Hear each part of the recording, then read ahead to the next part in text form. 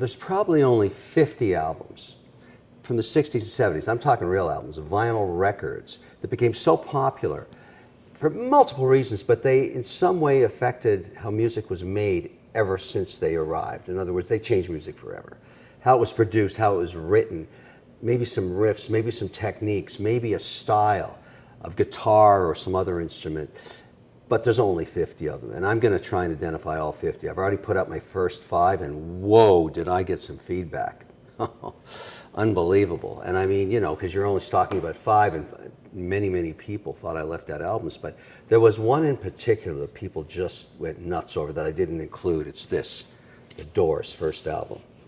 Now, why is this record so important? First of all, it's their first album ever, kind of a West Coast sound that was coming out of California. But Jim Morrison, the lead singer, was really,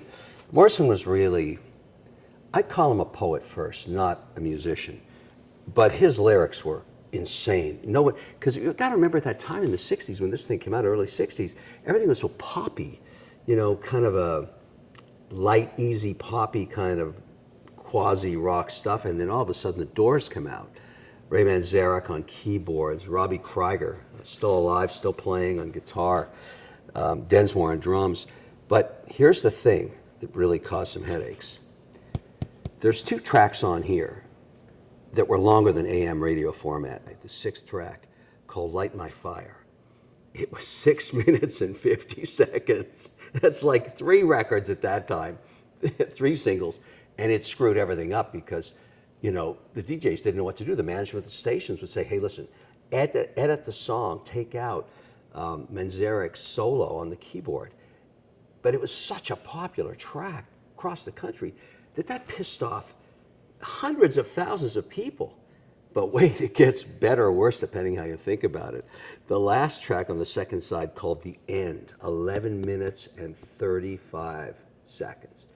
I would argue that kicked off in some ways long format FM, but it's also a track that a lot of people don't know is incorporated into Apocalypse Now. Francis Ford Coppola met Jim Morrison in film school.